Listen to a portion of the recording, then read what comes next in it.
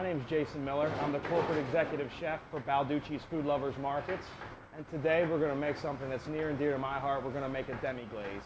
Now, a demi-glace is a sauce made from a brown stock and a brown sauce or Espanol sauce. Basically, they're combined and they're reduced by half. Demi just means half, so it's a sauce of reduction. Now, traditionally, a brown sauce or Espanol sauce does have a roux in it. It is a roux-based sauce, but we're gonna leave that out today. We're gonna show you guys how to make just a sauce, a veal stock or veal jus of natural reduction.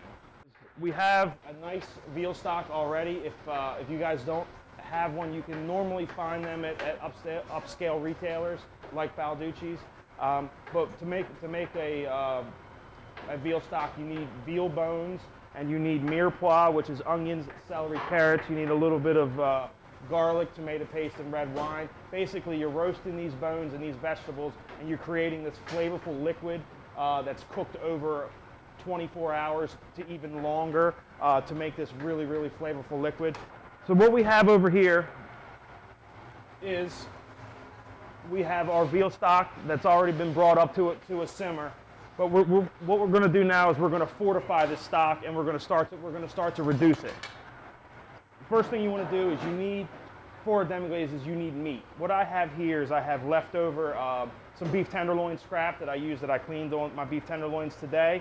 But at this point in time, you can actually flavor this demi-glace, or in the industry, jus or veal jus, to anything you want. You could add poultry scraps and bones. You could add lamb scraps and bones.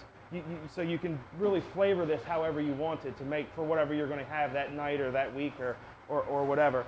You know, it doesn't have to be a high dollar meat. It's just any kind of scrap meat. It really enriches, it fortifies the sauce. So what we're going to do is we're going to brown this meat off in just a little bit of olive oil. You don't want to put a lot of oil in this, a lot of fat. It makes your stock and your sauce cloudy. You want to skim the impurities off the top of the sauce or the stock. So we're going to brown this up pretty good here. And the key to making this sauce is color. You really want to put a good color on when you're making the veal stock. You want to put good color on your bones and your vegetables. On this meat, on this scrap meat here, to fortify this sauce.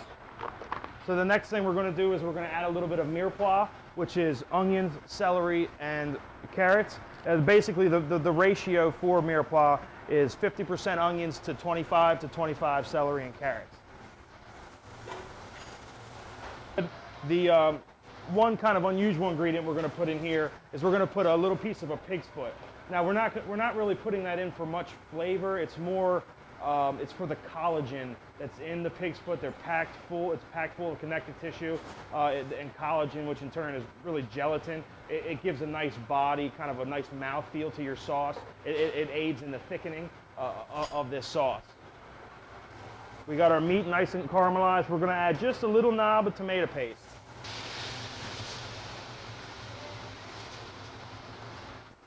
Okay. So what we did there with the red wine is called deglazing. Now, as you're cooking your meat and or bones in mirepoix, you're going to start to see these little particulates stick to the bottom of the pan. That's actually good. You don't want them to burn, but you can kind of tell when they're getting burned, and that's when you want to go ahead and get ready to deglaze. But those little particulates it's called fond, and it's actually they're packed full of flavor. So what we're doing, we deglaze it with the red wine. That's going to pick up all that flavor that's stuck on the bottom of the pan and introduce it into the sauce. We're going to add just a little bit of seasoning. We got a couple of bay leaves, a couple of cloves of garlic. We're going to add 2 sprigs of fresh thyme and just a couple of peppercorns. You don't want to season too much in the beginning, because what's going to happen is you're reducing it, you're evaporating the water, and you're concentrating the flavors. Reduce this down by half, and we're going to strain it out through a fine mesh strainer or a chinois. What you're going to come up with is this. Now is when you can kind of add your salt and pepper and your seasoning. So this sauce is very time consuming to make. So what I'll do is I'll make it in kind of a large batch. And what I recommend doing, it freezes really well. What I'll do is I'll take this finished sauce and I'll ladle it into ice cube trays. Then I'll come back, I'll pop it out, and then you know, I'll put it in. I have a food saver at home, but you can put it in a Ziploc bag. You have these little flavor cubes, and these, you know, if it's you and your wife or your wife and kids, you know, you're making steaks. You pull out a couple of cubes, you sear your steak off, you throw some of these in. You got a nice little pan sauce. So this is how you make a fantastic demi-glaze. My name's Jason, and thank you so much for watching.